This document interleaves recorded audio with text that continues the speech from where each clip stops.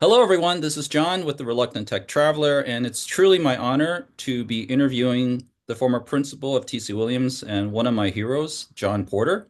Mr. Porter was actually principal when I first started TC Williams back in the 80s, and it shows my age. Mr. Porter, thank you so much for joining us. John, good to reconnect with you as we have recently, and glad to be on today. Yeah, I got to tell you, Mr. Porter, for myself, you were actually one of the first administrators that I met that I was actually able to connect to as a friend. There were definitely teachers that are respected, like Lieberman or Kokonas or even Hollis Williams, the crazy-haired physics guy. Yeah, But yeah, you were the first person that actually talked to us kind of like adults, and I really appreciate that. But a lot of the people that I've spoken to, while we all kind of respect you, we don't know very little. We know very little about you. I guess I was just curious to start off with, where are you from? I mean, are you originally from Alexandria or what's your background? yep. I'm a native Alexandrian. I left for college, came back to Alexandria, lived in Fairfax for a while, but actually have lived in the city itself again since about 1974 or something like that. So I'm local and back where I grew up, really. In fact, in the same neighborhood where I began my life in Alexandria. Was your Was it your plan to always get back into the school system? And also, did you go to Alexandria schools as a kid? I did, as did my wife, as did both my sons. So we are all locals in that respect. I grew up on East Rosemont Avenue Oh, wow. and to what was then Maury School. It's now Naomi Brooks Elementary School. And when I was, I would guess 11, I'm not quite sure, we moved from East Rosemont to Rosecrest Avenue. Rosecrest is in the Delray section, a little short street off of Custis. And so I went to junior high, I believe it was called back then. We didn't have middle schools, and then on to high school living there. Left there and went off to a small school in North Carolina for college, North Carolina Wesleyan College, majored in social studies. Decided I wanted to be a teacher. I had two relatives from North Carolina that were both teachers. They were inspirational to me and got me interested in wanting to do that as a profession. Came back to Alexandria. I was offered a job in North Carolina to stay, but decided I was going to take my chances, come back to Alexandria, and got a job teaching at what was then Parker Gray Middle School. It's very close to the current Braddock Road Metro station. The location was, the building is no longer there. Parker Gray opened as a middle school in the mid 60s after desegregation ended up closing it. It was the African American high school prior to that. Oh, And wow. I didn't know that. yes, and then I taught there for a few years, began what I will call progressing through the system, meaning position wise. Went back to school to Virginia Tech, had a campus, began their campus up here. They still have a campus in Northern Virginia. Got my master's degree at Virginia Tech, which was out in the Reston area where they were physically located, and then at Dulles. Um, Became an administrator soon thereafter at Hammond, then a principal at William Ramsey, a principal at John Adams, an assistant or associate principal, it was called at TC Williams, and then in 1984 became principal at TC, where I stayed for 22 years as principal until it was time to go.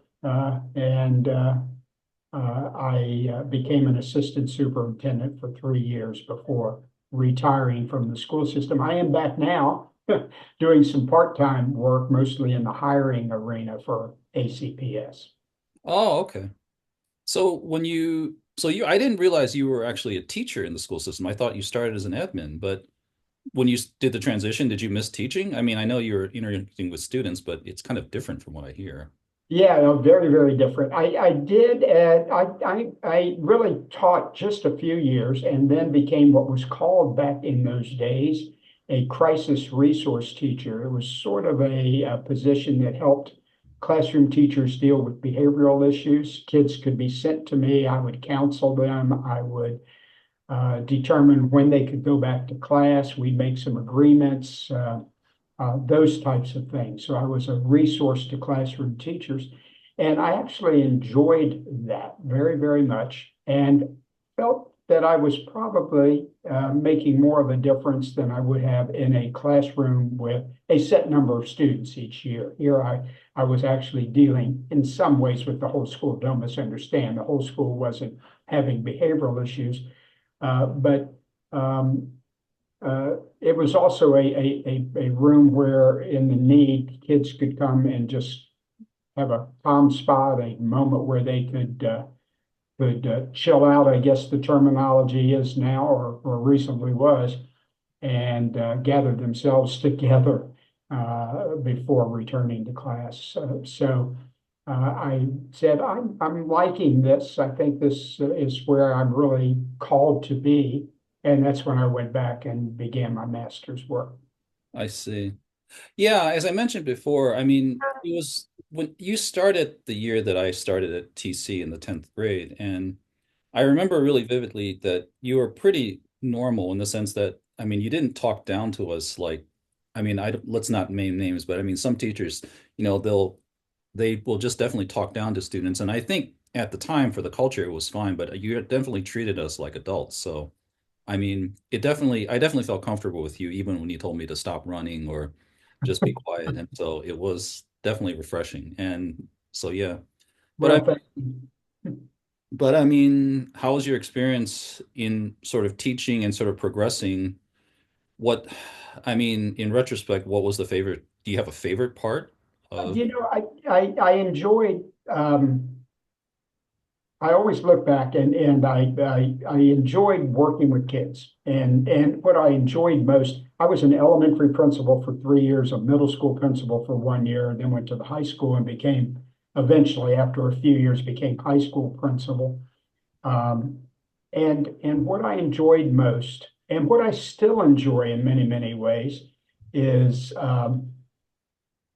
seeing kids grow and develop and in some directions, in some ways, for certain kids, exceeding my expectations. And some others, to be very honest, kids did not necessarily meet those, but that's part of life, I think. Um, the elementary level was really interesting because I could see the beginning. I was not elementary trained, but the superintendent back in the day, hiring was a little different than it is now. Now we do two sets of panels. We go through meet and greet sessions. We have another interview with the superintendent. When I was an assistant at Hammond, I got a call one day, probably about this time of the year, maybe a little bit later, that the superintendent wanted to see me. Now, I'd only been in the school system about 6 years. This was my sixth, in fact. And I went over and he told me that I was going to be principal of William Ramsey Elementary School the next year. And apparently Ramsey had some issues. The principal had been ill, and therefore things were not as well organized. He'd been in and out. And so my job interview was being told you're going to be principal next year at William Ramsey Elementary School, to which I responded, I'm not certified in elementary. He says, what do you need? I said, 2 classes. He said, take them this summer. I said, I'll check into that. But I said, can I speak to my wife? And I remember distinctly, it was Dr. Albaum. Dr. Albaum said, what do you need to talk about? The implication being, you don't take this, the chances of you moving up in the division, you're turning down something. We need you. We need you to go. And this is a Ah, I see. Uh, but I did. He said, "Okay, okay, talk to your wife," and I did. And I remember that for I don't remember. I mean, I remember that first year, of course, but I remember the summer between my last year at Hammond and my first year at uh, at Ramsey. I was all of, I'm guessing now, I don't remember exactly, 26, 27 years old.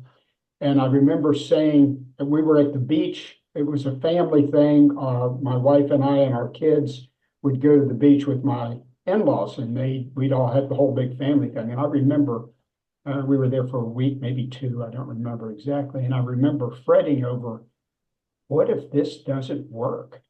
I'm 26 years old, 27. My career in education could be over if this doesn't work out. What if I'm no good at this? What if I don't enjoy this? Whatever it may be. Well, needless to say, it all worked out. In fact, got in my mind even better. But the fun thing for me, so I'm on Facebook. I know that's antiquated in some ways on the technology realm or in the technology realm, but I've Yes. got a large number of friends, about 5,000, most of whom are former students.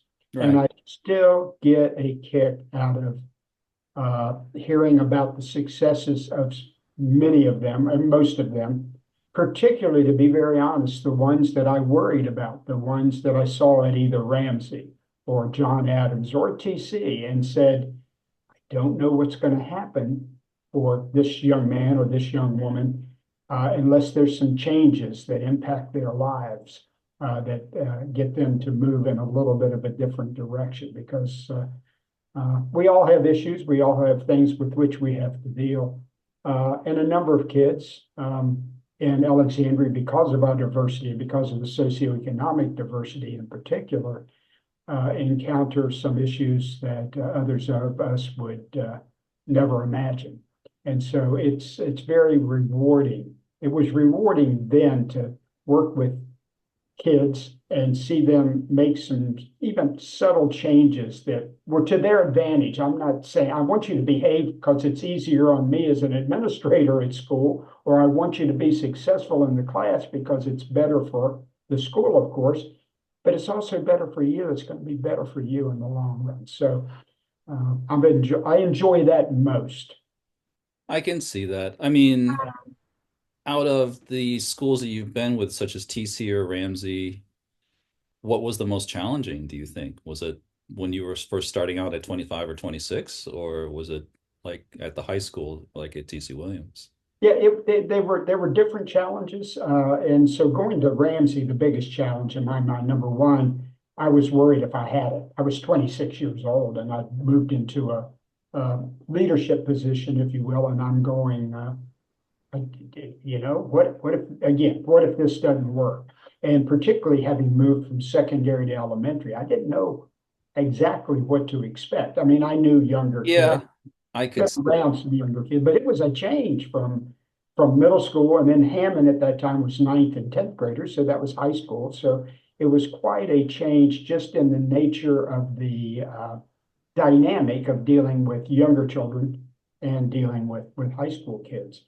Um, so it was an adjustment of some sort, but it was very enjoyable. Kids at that age still can talk to adults, and and adults can still interact with them in a different type of way. They're still very inquisitive and want to learn, and they don't have to be cool or whatever the terminology is. Moving to the high school, which is really where I belong, was quite different. In that you then begin to encounter the adolescent years, all that comes with that.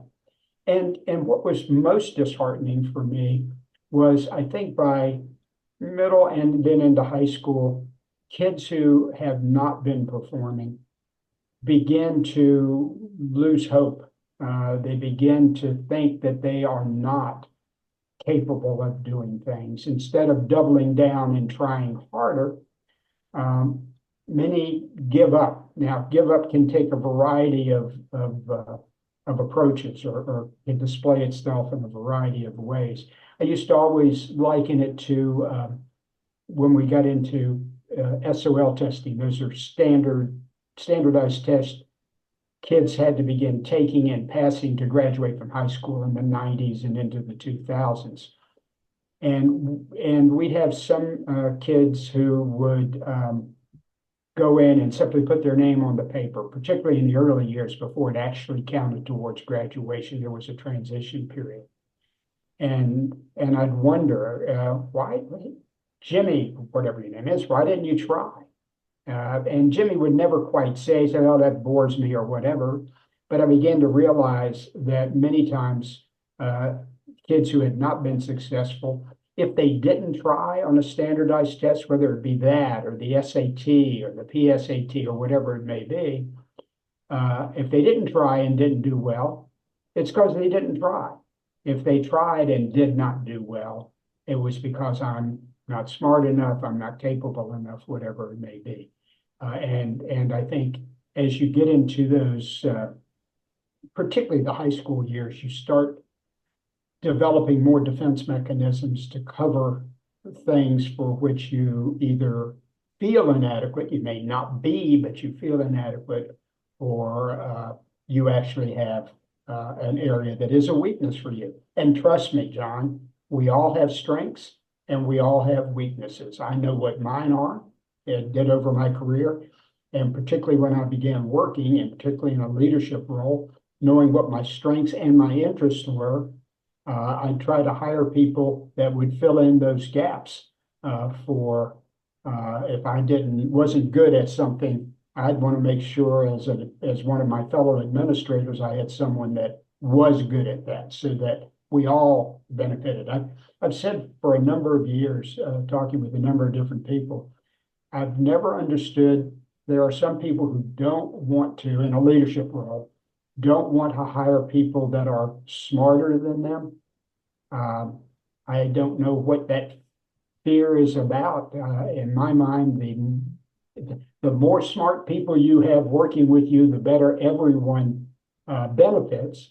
And if you're a leader that's intent on looking good, if you will, the more people you have making you look good, the better you look. And in my mind, the more importantly, But you're that, doing the but job I better. agree, but that's a very idealistic view, Mr. Porter. I mean, I think the fear is that if you hire people smarter than you, that They're going to take over. they're going to take over, right? So I Yeah, I understand. I understand. Uh, but at the same time, and that can happen, and I'm sure, and it does happen. At the same time, I think if you're trying to get a job done, you want to do the best you can do for, in our case, the kids that we are working with, the community that we're working with. And therefore, the more people you've got moving in a similar direction, filling in all those gaps that a leader may have, the better off we are. Because there is no one, uh, in my mind, that is smart enough to be able to handle everything that may come to pass or come forward or needs to be done um, in just about any position. I mean, particularly a complicated position like running a high school or running a school system or a large company. yeah, I agree.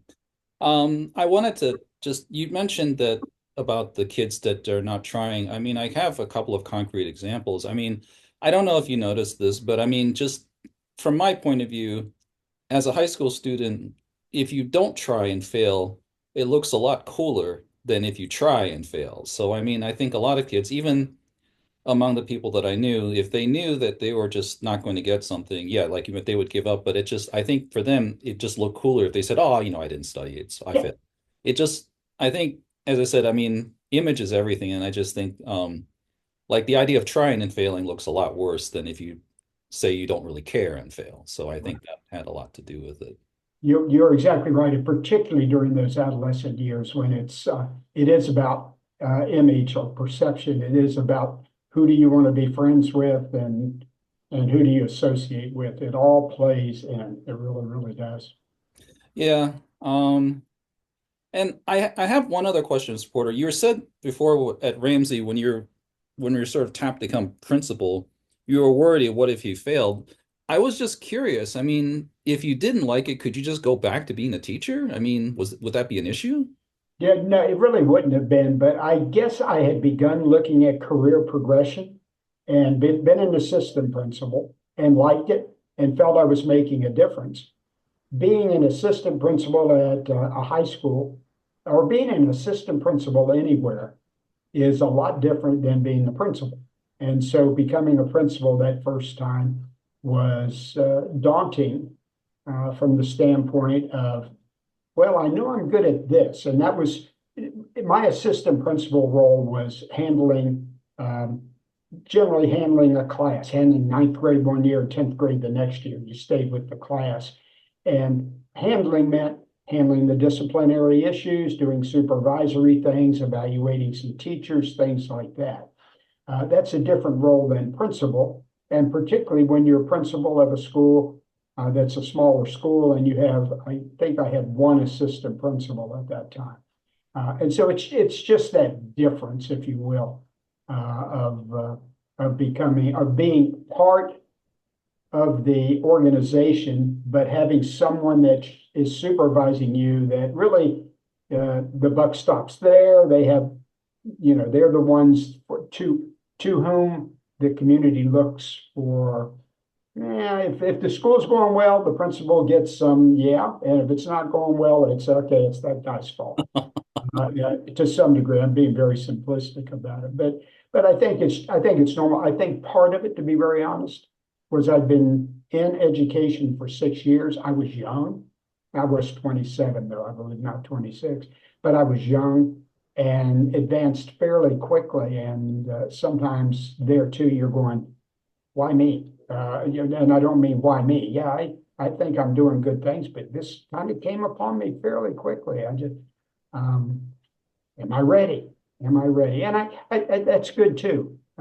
You can go into things. I've seen people go into things with, yep, it's time. I'm in control. I got this. I kind of had a little bit of that, but I hadn't had enough years under my belt to become that confident, shall we say, that this was the right move. But it was really great because I started at elementary school, again, smaller. I think we had 600 kids, grades K through 6. A lot of new experiences for me. Kindergartners on the first day of school crying because their parents left them, and trying to get parents to leave them because the child needed to separate, and life needed to move on, but for both the child and the parent. But I mean, just things like that, things that I had not expected or ever experienced, of course, at the secondary level. Most Yeah, parents at the secondary level are saying, please take them, keep them all day long, keep them tonight. You can have them all weekend if you want them, type of thing.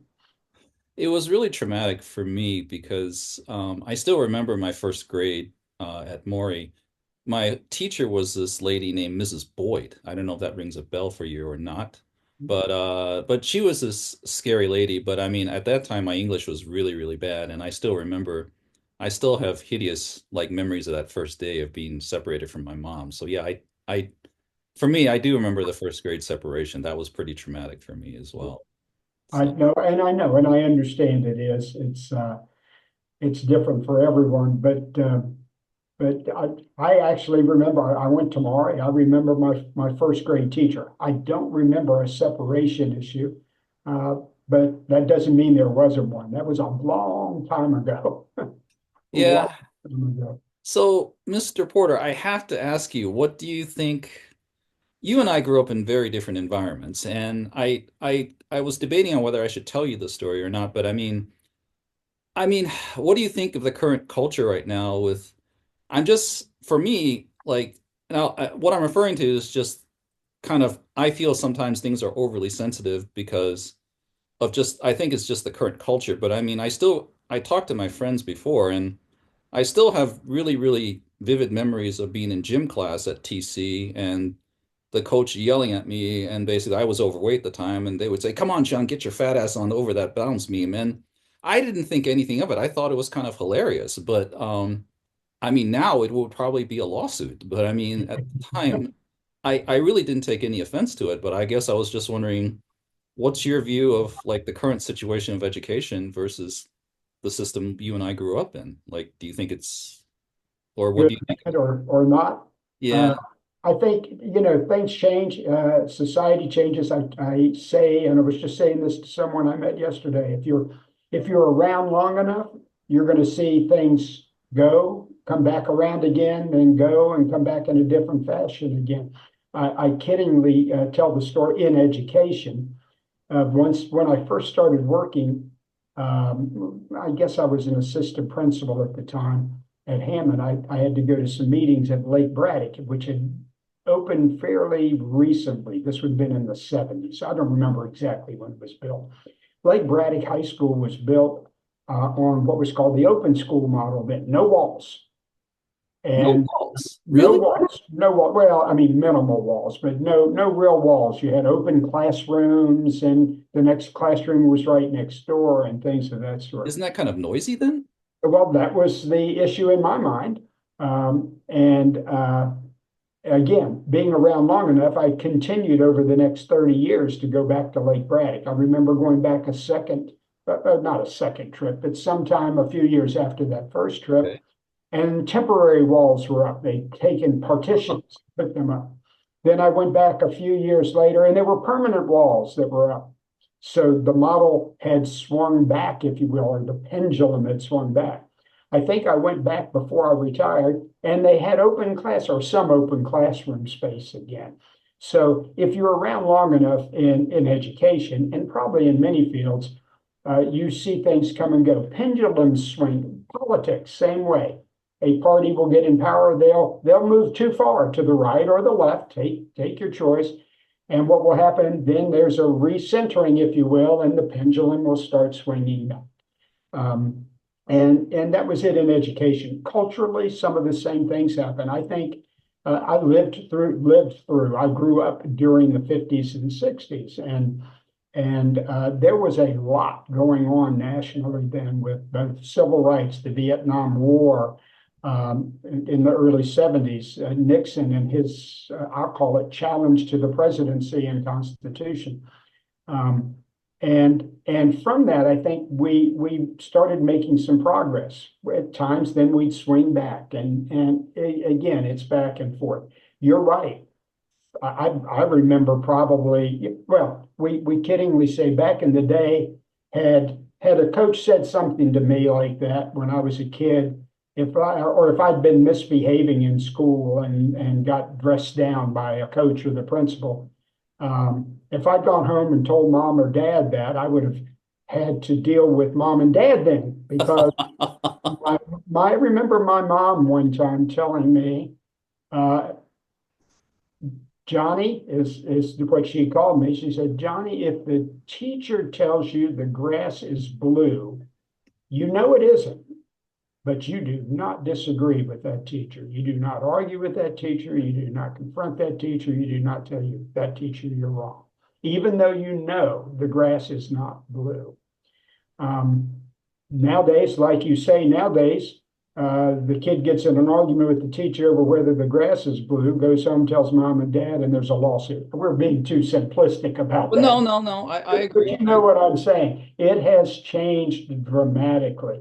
Some of the progress we made in certain fronts, particularly referencing um, underrepresented groups in our community, or minority groups, we're going in a different direction somewhat now, which is in my mind distressing, to an important degree. So again, what happens though, sometimes you go too far, and when you go too far, there's got to be a little bit of a correction. And so I think if you live long enough, you're going to see those correction periods. And when I say correction, I don't mean right and wrong. I mean centering types of Centering. Yes, I know. things Um, that can be distressing at times too. yeah, I mean, one of my friends who you know, who I won't name, but one of my friends' kids, I remember talking to him, and he's like 15 or 16 now, and I remember telling him about my days at TC and with one of my favorite gym teachers, who was, I think, passed away, Coach Boone. And Yeah, he's his gone.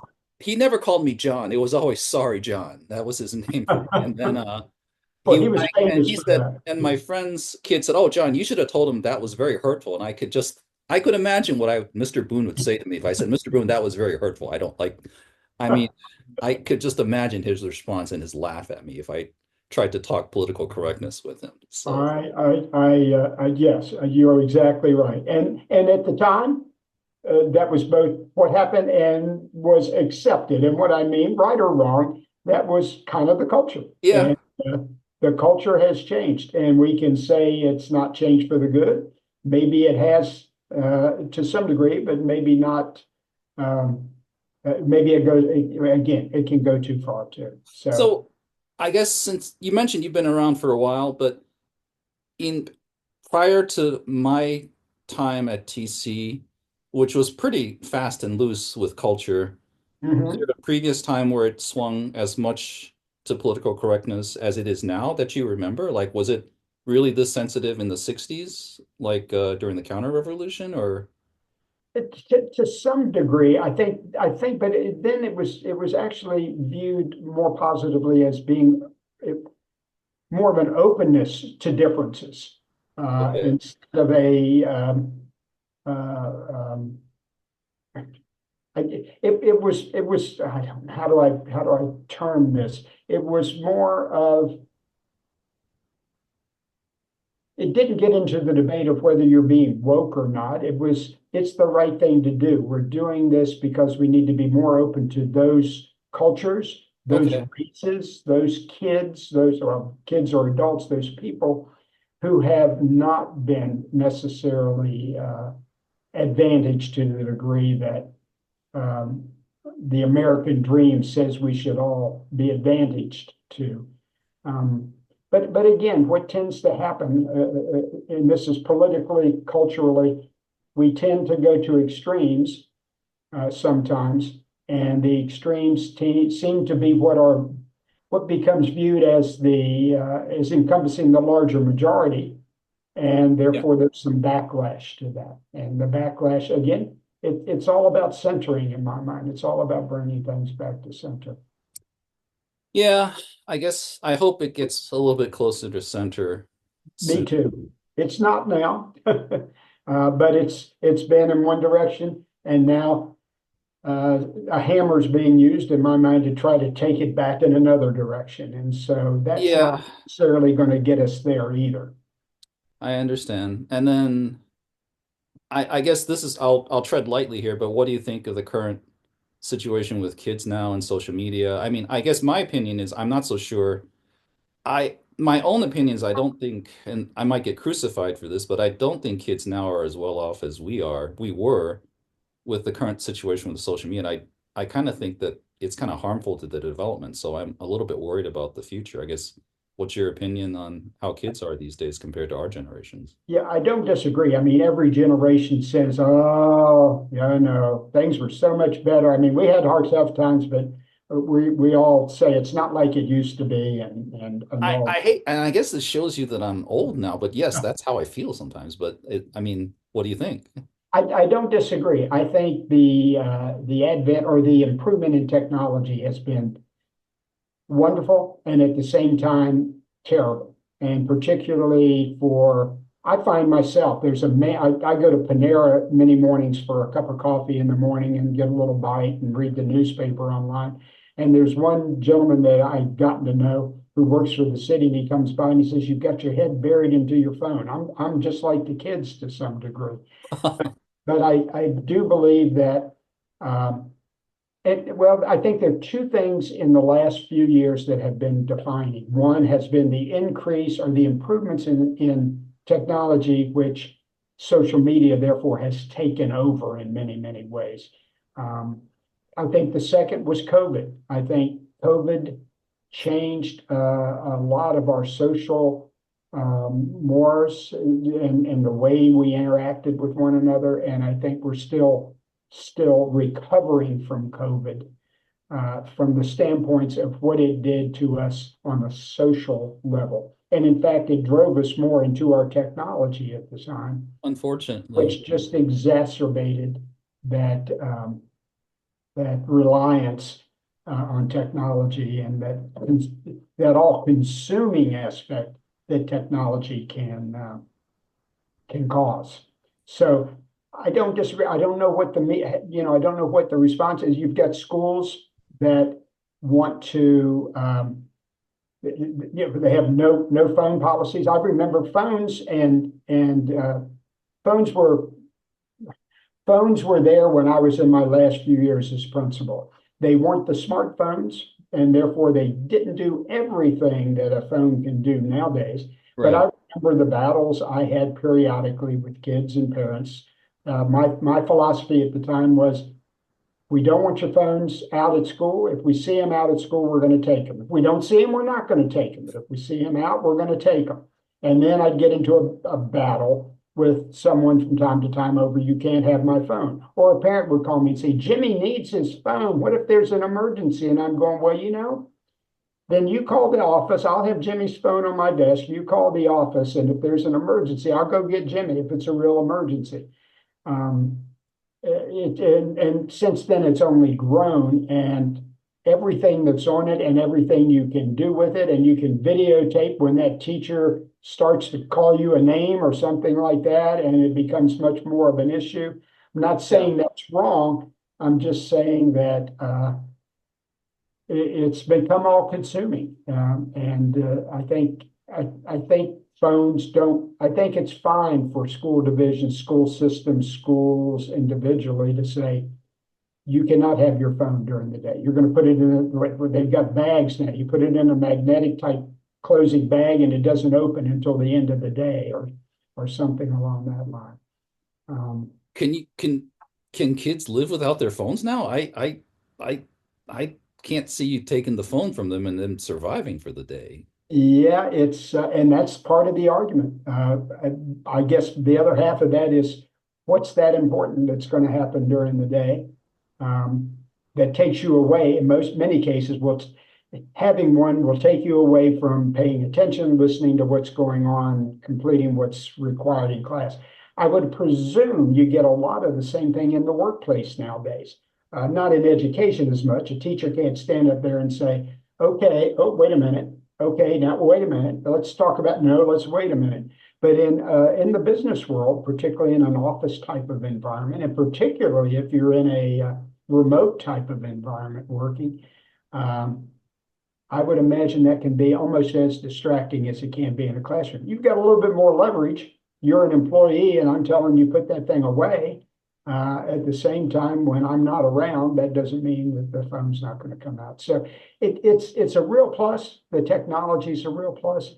At the same time, it's also I think it's also a negative in some ways, and it certainly uh, impedes social interaction that I think is tragic in the long term for many individuals. Unfortunately, yes.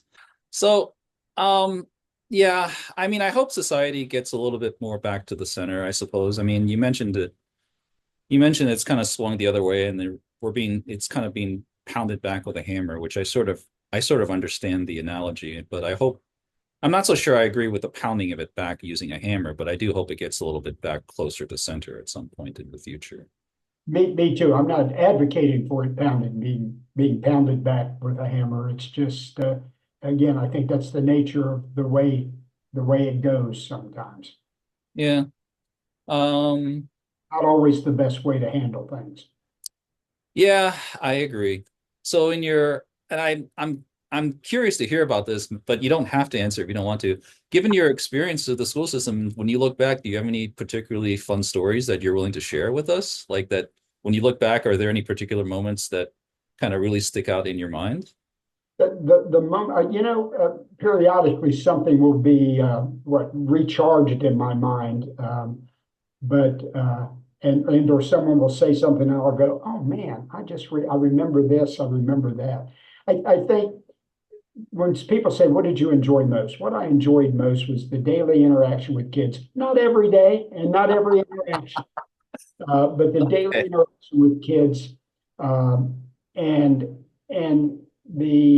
that social interaction, but also knowing that we were in many ways helping mold them for the future. And I know that sounds so whatever, No, but no, not at all. in many ways we were. I mean, standout moments. Certainly, some of the sports things that happened. We won a couple of state football championships and a lot of successes with that. A lot of the academic successes when the its academic team would do well, or the national merit semifinalist list would come in, or kids got accepted into college and they were talking about where they were going to school and things of that sort were were fun, were a lot of fun. When the movie Remember the Titans came out, that was a lot of fun. I was in the school system, not at the school when that originally happened, but when the movie came out, I got to meet a bunch of people I would have never met in my life, and just had a great time. When How Bill how accurate was that movie compared to real life? I heard like the accident that crippled Gary was not accurate in the sense that the way it happened in the movie. I guess was the accuracy pretty good in that movie? Not necessarily, but as that we always say, it was based on a true story. The movie was based on a true story, which it was. I mean, the school system in Alexandria actually had desegregated many, many years earlier. I went to an event this past weekend, last weekend, that commemorated what were called the Minnie Howard Five, and that was that was a commemoration of when five students in 1960 Oh integ yeah. integrated Minnie Howard School. So this is 11 years later, and we're talking about how it we integrated the school system. No, we had the school system integrated. However, in many cases, it had not fully desegregated, and this was a way that brought the community and the schools and the system and brought a community together in a much broader way. A lot of the events depicted in the movie did not happen in the way that they happened either. Two examples. Gary Bertier participated in the state tournament. He was not injured until after the state tournament. In fact, That's what I thought. Right. the evening of the you have a sports banquet after each season, and this was a particularly great sports banquet because they won the state championship and were one of the top two teams in the nation, according to newspapers at the time. But his accident came after he attended that event that evening. Right. Uh, the other was the final score. It was made to look like we beat Marshall at the last minute with a pass play that won the football game. Well, actually, we didn't play Marshall. We played another school. And the game was basically over at the end of the first quarter. The final score was, I don't remember, 27-0 or something like that. In fact, the team that we played had negative yardage. They did not uh, make any yardage at all during the game or during the first half or something. So it was a blowout, in other words. It was not a close game. There were a couple of close games during the season, as I understand it, but it wasn't a close game. It wouldn't Um, have made for it as exciting of a movie if it was a blowout, though. well, exactly. Had it been they blew out everybody they played, who's going to go watch that? That didn't pull anybody together. So, Yeah. uh, but it was fun, and as a result of that, again, we had two special showings. We had a premiere in D.C., which a number of school folks got invited to, and Jerry Bruckheimer was there. He was the producer or director.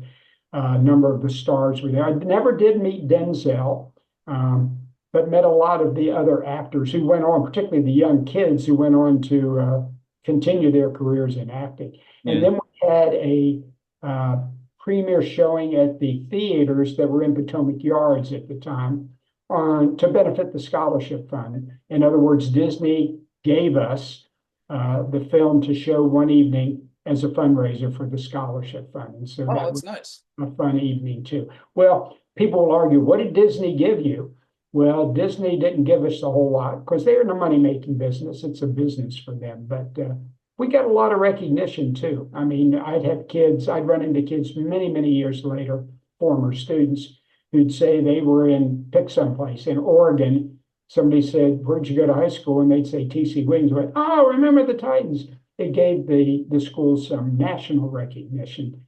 Uh, Not that we didn't have some in some areas, but it gave even more national recognition in a more fun type of way, if you will. Yeah, I actually was in Japan and when I we talked with a couple of people like salarymen that I was working with, at one night the conversation came up and I said I went to the school called TC and one of the guys, "Oh, remember the Titans?" I'm like, "Yeah." But my response is always Denzel was much better looking than Coach Boone, but that's Now, don't, thank goodness you didn't say that to Coach Boone. He would have told you a thing or two. For sure, for Yeah. sure. I loved Coach Boone for his sarcasm, but I mean, Oh, in some respects, I wonder how he would survive in the current political climate the way he was. So, I mean, yeah, because, yeah. It would be a lot different now, and I think we all of us who were there many years ago look back now at certain things and say, I'm surprised I didn't get in trouble for that one, whatever it was, or whatever. But nowadays, it's even more precarious, a tightrope you've got to walk or be careful of. yeah. So, okay.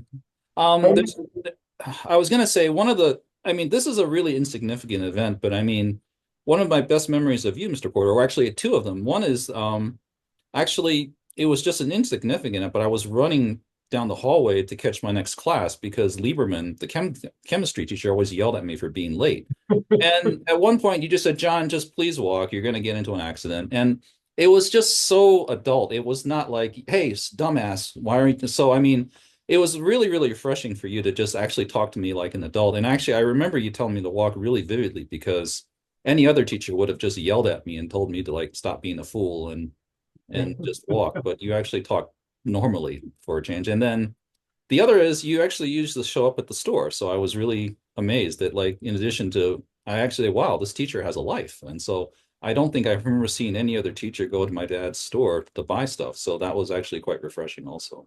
Well, I live right up the street, and so it was certainly both convenient and it was good to know it was a local family, if you will. In fact, I grew up on East Rosemont before your parents owned the store. The Fromm family. I don't know if your parents bought the store from the Fromms or not, but They I remember the Fromm. did. I mean, I guess did you know the Frums? I mean, my parents told me that the Frums, well, when my parents bought the stores from Cy and Mar and from Cy Frum, this is what my father said, and I'm not sure if it's true or not. He said that a lot of the neighborhood came in and said, "Oh, you're much nicer than Cy Frum." And I mean, no respect to Uncle Cy. I knew him pretty well, but I was just my father thought he was kind of a terror. Like he did he piss off a lot of the clients in the area? I don't remember that. I mean, adults back in that day were a little tougher, if you know what I mean, and meaning some of them were had less social skills and interactive skills than others. I don't remember that. I grew up with a couple of his children. I went to high school with Jeffrey, which was his son, who I think, well, let's see, I think he was the oldest.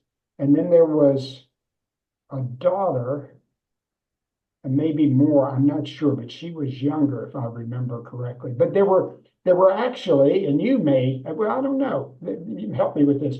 There were actually two stores. There was your family store, the farm store before you, and Hmm. then across the street there was a single-story building that it became an office, but it was also a store. It was not a grocery type store. It was more of a drug type store when I was growing up on East Rosemont. They had Across the street on right across the street on the same side of the street, but across Walnut on the same side of Commonwealth that you were on that corner. I There was, remember it as a bank, but I don't remember yep, it as a yep, store.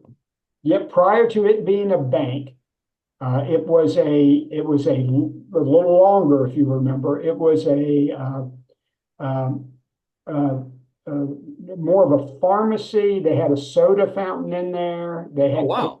they had candy, so we could go in there and get candy too. A little counter set up with candy and everything like that on the way to or from Maury.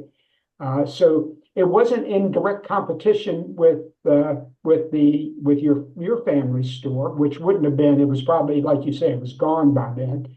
Uh-huh. Uh, but we used to go in there a lot too. But they also had a sit down soda fountain. You could go and sit down, get a Coke or a sandwich or a milkshake or whatever it might be. But it was a farm. It was more like a drugstore. I I am never actually you're the first person that's told me that when I first moved to Rosemont Market, I mean, it was first Alexandria Bank or something like that. So it was a bank when I first got there. I never Uh, knew it was a drugstore before then. So that's kind of cool.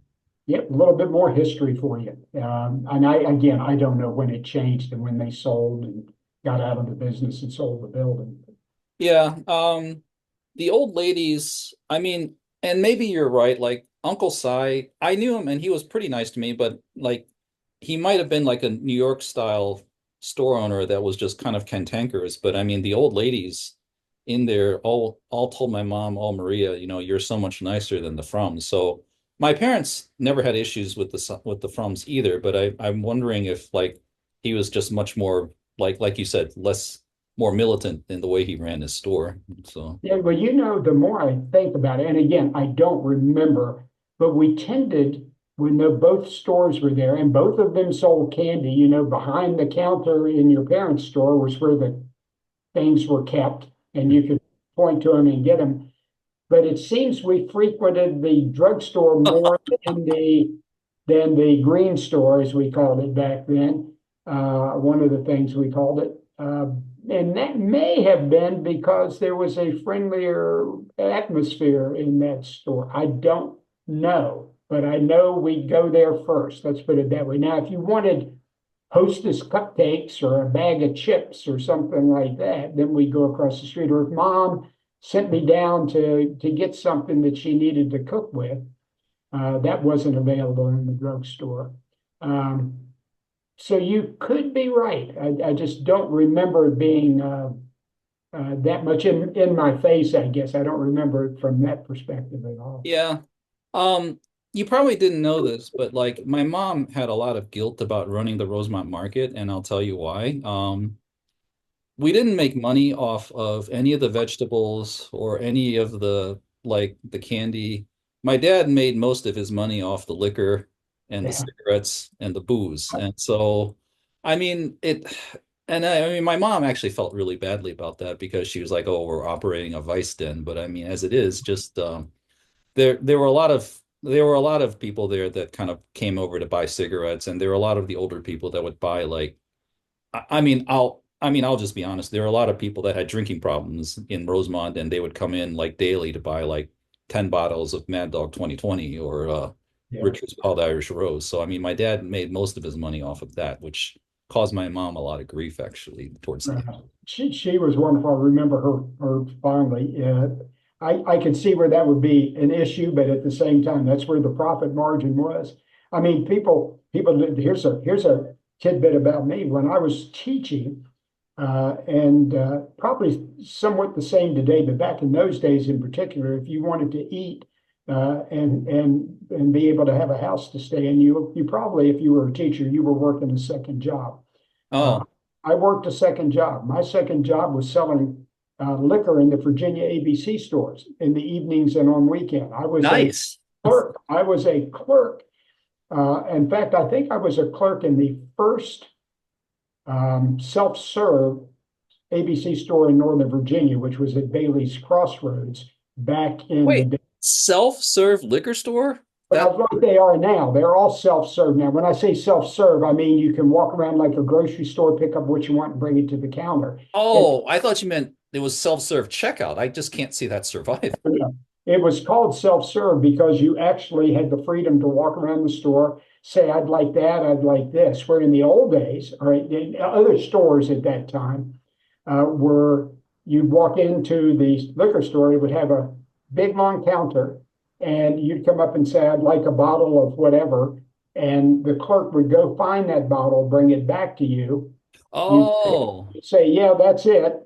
You bring it up, they pay you, you put it in the bag and give it to them. So self-serve was, no, I can walk around and I can buy what I want or bring up what I want. And then again, just like a grocery store. I have to admit, I was in education. I felt a little conflicted at the time myself, uh, helping kids and all during the day and then going at night and selling liquor. And like you say, in many cases, in some cases, to those who were having problems handling alcohol. So I think we had an interesting thing. I think the first Christmas holiday, I had to work all day on Christmas Eve. And I think we had two people on a register because there were side by side registers.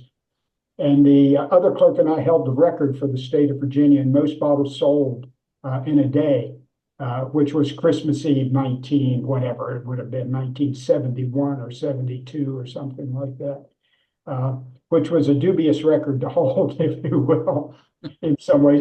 And when I say record, I don't mean the state liquor board said, hey, congratulations, boom, boom, boom, we're going to give you a prize. We'll It give you a was liquor just, prize. yeah, we were just told that we sold more bottles than anybody else in the state on that day or something like that. But again, dubious and a little conflicted being an educator and trying to help develop young kids in their minds. In fact, I think probably a few times I worried about, gee, if my supervisors found out about this, my job be in jeopardy. But then They I didn't, said, you didn't tell them that you're you moonlighting? didn't have to tell back then. I mean, it didn't hide it, but I don't know if they knew or not. But teachers had to work, generally had to work at least a couple of jobs to kind of make ends meet. Mr. Uh, Porter, I have a lot of respect for you now. well, thank you. Thank you so much. I have a much more varied resume than you would imagine. Okay.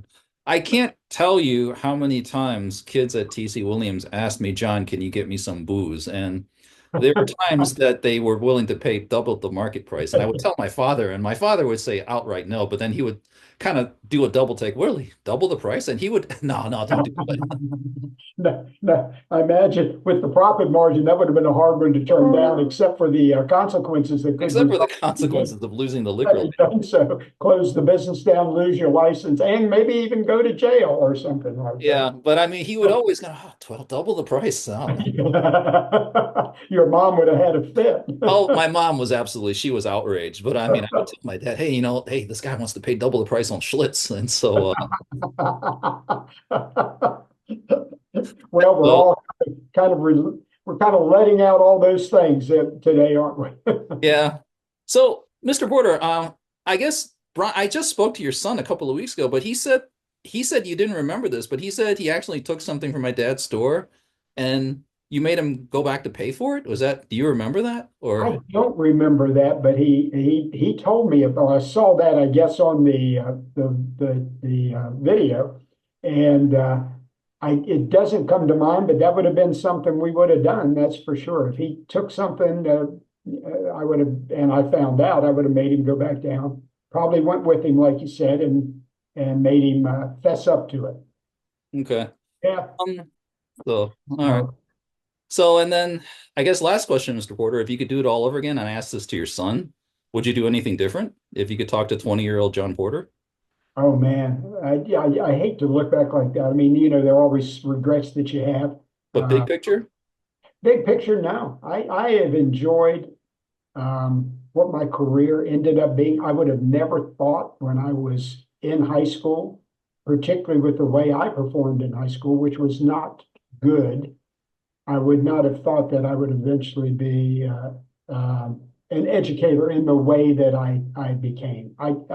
You know, as I used to say, I tell people in high school, I was one of those guys that was wondering where the party was this weekend, and if I had a test tomorrow, how quickly I could get around my parents finding out, so I didn't have to study or say I'd studied for that test. I did, in other words, I was not looking at the bigger, longer range picture at I all. don't think any of us are at that point. We're kind of Well, limited. particularly we guys, most guys, we don't. Seriously, as I used to tell, you may remember, every year you would go down to the mini auditorium the first week of school, and you'd have to listen to me speak for about an hour, maybe have a couple other people speak, and I tell you the rules, the expectations, and all that. Much of that was done so that you couldn't say, and I had kids try to say, oh, I I didn't didn't tell you. know, yeah, I didn't know I couldn't, whatever, whatever. And I'd go, well, I told you if you weren't paying attention, I told you in that meeting, and it's also in some book somewhere, but I told you in that meeting. But I remember those sessions fondly, but I remember also telling the guys, I'd say, now you guys, you got to understand, the young ladies in here are much better at understanding what it takes to move forward. In other words, if I study this much this year, then next year I will be at this level. And the next year I'll be at this level, and the next year I'll be at this level. And then I'm off and running to college. I said, we guys, many times, kind of flatline it for 4 years. And then it's time to apply to college, and we go, okay, I'm ready to go to college now. I've got a D average. Can I pull it up this last quarter? Will that get me in? I actually had an athlete that had some real potential to play sports beyond high school and maybe even beyond college. And I remember talking to him his ninth grade year, well, his 10th grade year, his 11th grade year, and he kept hovering around a 2.0 average. And I remember seriously his senior year, January, his parent came up to me and he said, so and so's finally figured it out and he'd like to go to school here. Can you get him into UVA? And I said, no, I can't. Yeah, he's a good athlete. I used to tell the athletes, you can be a good athlete, but you got to have the grades to go along with it because the coaches aren't worried about how good you are. There are a lot of good athletes out there. They certainly want you to be good, but they want you to be able to stay in school. And if you're not performing here, the tendency is not to believe you're going to perform at the next level, academically, I'm talking about. And Yes, you won't be able to help the team.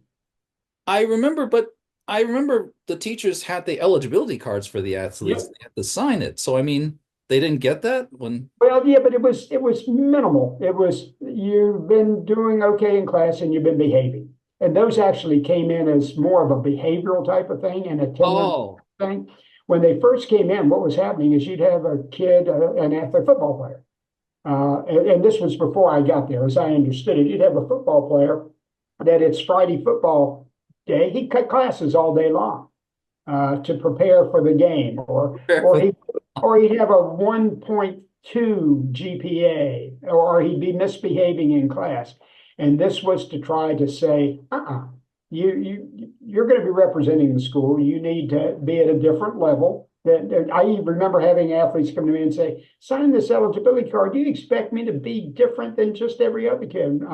I'd look at him, I go, yeah, you're an athlete in this school. You're representing the school. We want you to be a little different. Meaning, does that mean being a little bit more responsible? Probably, yeah. And so this is a way for us to help you get there. yeah. You get this signed, you don't play. And there were times kids didn't get to play, but I think it was a good message. I used to tell parents periodically, they'd come in and appeal, Jimmy needs to play in the game, whatever. And I go, Miss Jones, isn't it a better opportunity for him to learn this lesson now that in order to get here, you've got to do this?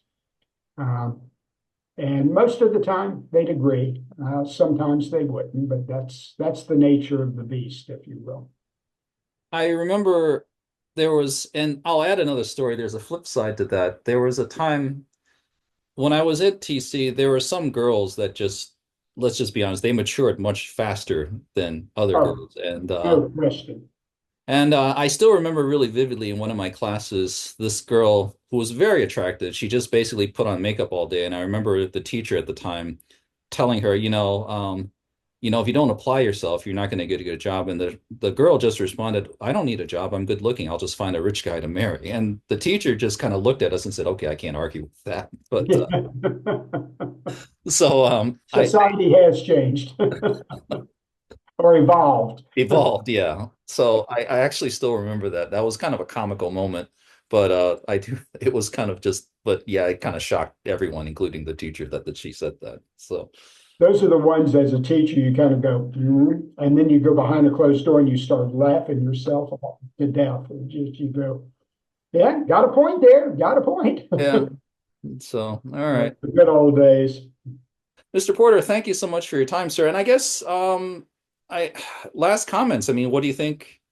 So you think kids are going to make it and the pendulum's going to swing back eventually. So that's good.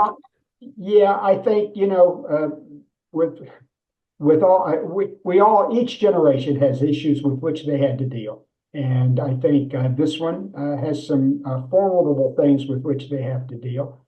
The changing culture, phones, COVID was a big impact on a number of kids in this, a number of adults, but kids in particular. I've got to have, I'm an optimist mostly. and I've got to have a belief that we will figure this out too, and we as a society will be better for it and move forward in whatever fashion. So the general feeling is yes, this too shall pass. We will move forward in a positive way. We'll learn from it, and we will be better for it. Hopefully, yes. Hope always with a hopefully at the end. Okay. Mr. Porter, thank you so much for your time, sir. It was been definitely a pleasure talking to you. John, good reconnecting. Let's do stay in touch, okay? Yeah, I should be back in DC this summer, so definitely let's meet up in Old Town and get a beer. Sounds like a plan. All right, thanks. Bye-bye. Yeah. Bye bye. Thank you. Thank you, sir.